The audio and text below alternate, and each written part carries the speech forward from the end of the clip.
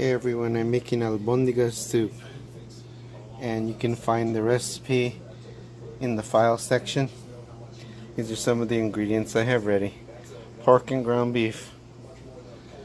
I have a couple of eggs. Petite diced tomatoes instead of plum tomatoes.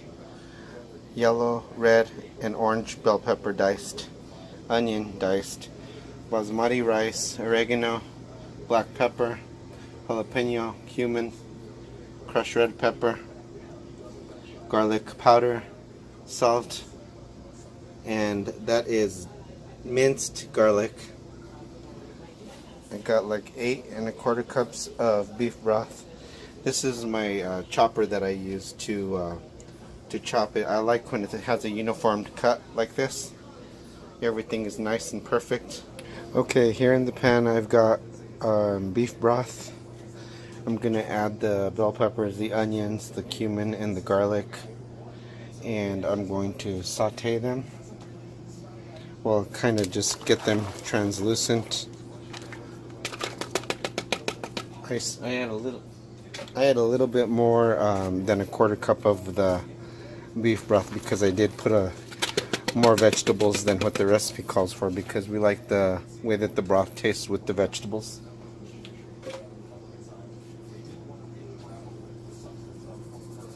Cumin and the garlic.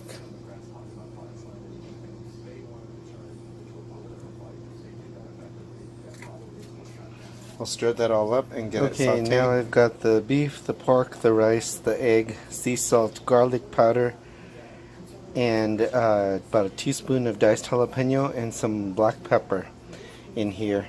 And so all I'm going to do is I'm going to knead it and get it all together. Mix it very well.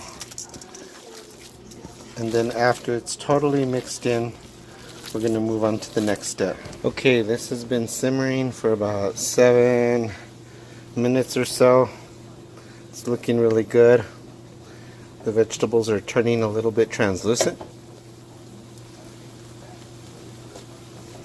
So at this point, I'm going to add the crushed red pepper, the dried oregano,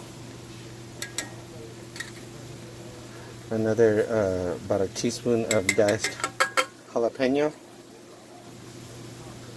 black pepper, and you might notice that I left out coriander. I am out of coriander right now.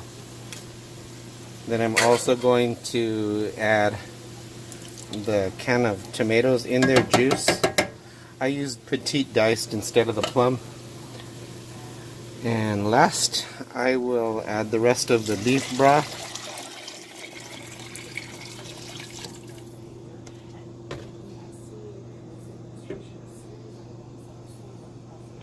Let me stir that all in to get the spices mixed.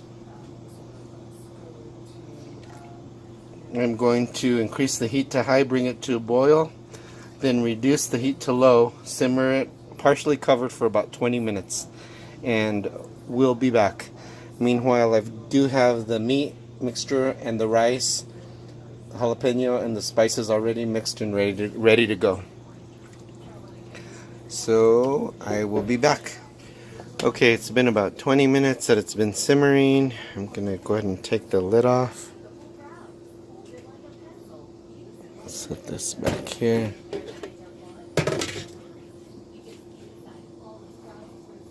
See what it looks like. A really flavorful broth. Okay. And while it is simmering, I've got an ice cream scoop, and I'm going to just get little meatballs, scoop size, and drop them by the scoopful right into the broth. Now remember that as you drop them into the broth and you're getting a few more meatballs in there, you do want to stir it so that they don't stick to each other. Let's see what that first one looks like.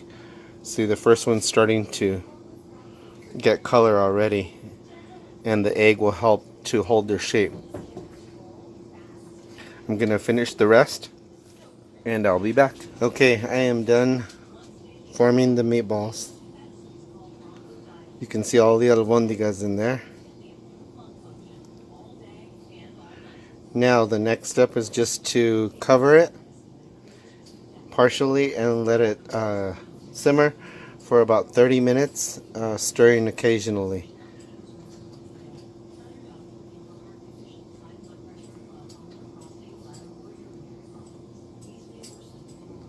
After 30 minutes, we'll be done. Okay, we are back after 30 minutes of simmering, and they should be ready. So we're going to turn that off, remove the lid,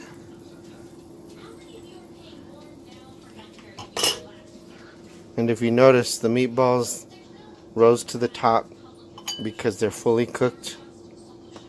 You can also see the pieces of the rice have popped, the jasmine rice. Now you can garnish these like the recipe says with scallions, cilantro leaves, or avocado, but we're just going to have them just as they are.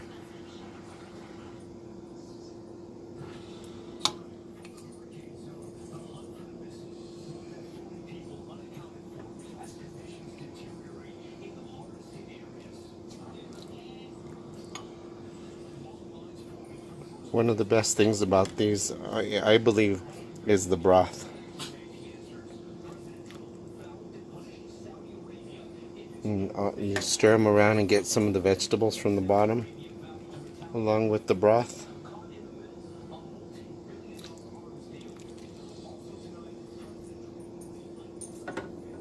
And there you have it, albondigas.